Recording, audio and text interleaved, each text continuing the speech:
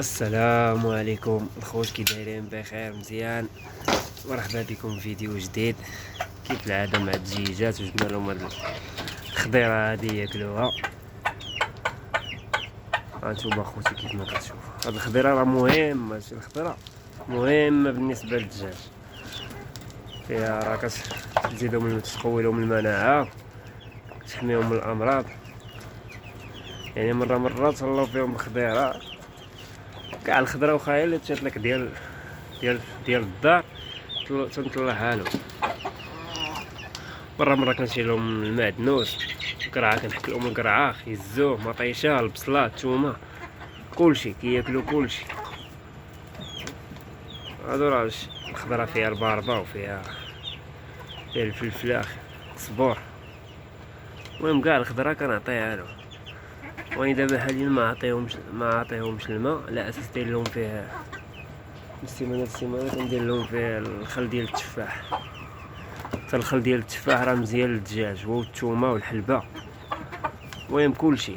الا بغيتي الدجاج يبيض مزيان، واهم حاجه الدجاج يبيض مزيان، خاصك تعطيه الماكله بكري. يعني الوجبه الاولى تكون في الصباح بكري، غير يهبط من المبيات خصو ياكل. باش الا ما قدرتيش تفيق بكري حتى الليل منين تجي تنعس مثلا، نحط لهم في العلافه ديالهم وخليها. يعني بالليل هما راه كيكونوا مبيتين، ما غاديش يهبطوا ياكلوا. صافي ان فوا كيهبطوا كيلقاو الماكله كياكلوا باش تلقى حصيله مزيانه ديال البيض. يعني الا بغيتي البيض، بالنسبه تقول البيض راه من اهم الاسباب اللي كيخليو الدجاج ما يبيضش هي الماكله في الصباح. ما كتعطيها لهمش بكري ما كيبيضوش مزيان. وضروري العلف يكون مخلط، يعني العلف بالبيض، الشعير، كيف ما قلت لكم الفيديو اللي فات. يعني شويه واكثريه يكون شويه الزرع حتى هو فارينه ولا القمح اللي كان. المهم يعني خاصهم الماكله شويه د الربيع، يعني خلط لهم ديما، مره عطيهم، نوع لهم ماشي ديما. يعني باش يكونوا حتى بصحه جيده وكتكون الشهيه مفتوحه، يعني كياكلوا ماشي كتعطيهم الماكله ما كياكلوش، كتبقى غير يعني حتى الدجاج تيكونوا مريض. والحمد لله نتوما كيف ما كتشوفوا الدجاجات ديالنا راه بصحه جيده. والحمد لله انا عندي 8 دجاجات، يعني في السيمانه نضرب يعني 7 ايام، كنحسب لهم 7 ايام كنلقى 35 بيضه، 36. يعني قلت تقريبا 5 د البيضات في النهار، 5 د البيضات في النهار بالنسبه ل 8 دجاجات. مره كيبيضوا 6، مره 5، مره 4. المهم اقل ما يمكن كيبيضوا 4. يعني ديك 50% بالنسبه ل 8 دجاجات، 50%. يعني راه حصيله مزيانه، راه مقارنه مع شي الناس اللي كنشوف شي كيكونش ما مهليش فيهم بالماكله وهادشي، تيقول لك الدجاج عندي ما كيبيضش.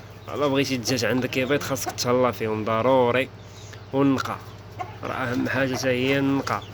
الا ما كانش النقا راه الدجاج كيمرض، كيولي ياكل من الوسخ ديالو، كيمرض الدجاج.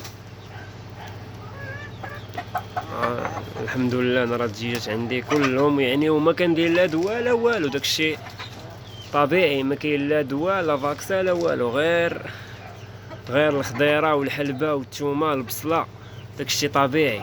يعني الوقايه غير طبيعيه، ماشي مركبه. والحمد لله.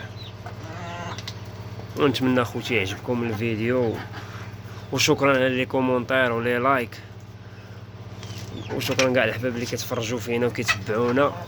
واللي ما دارش اشتراك يشترك معنا باش يوصل الفيديو لكل شيء. ومرحبا بكم في الفيديوهات ديالي، ونتمنى يعجبوكم. واللي بغى شي حاجه مرحبا، البيض راه ما كنبيعوش، ولكن اللي بغى البيض قريب للمكناس نبيع له، ماشي مشكل، ثمن زوين. اللي بغى شي حاجه يخلي كومونتير ومرحبا به. بغى البيض، بغى نبيع له الدجاج، ماشي مشكل. الفلالس راه هما كاينين، اللي بغات واحد 4 الفلالس ذكر و3 د النتاوي، حتى هما راه بصحه جيده، راه هما حتى هما راه عطيهم الحق ديالهم في الخضره. اللي بغاهم مرحبا.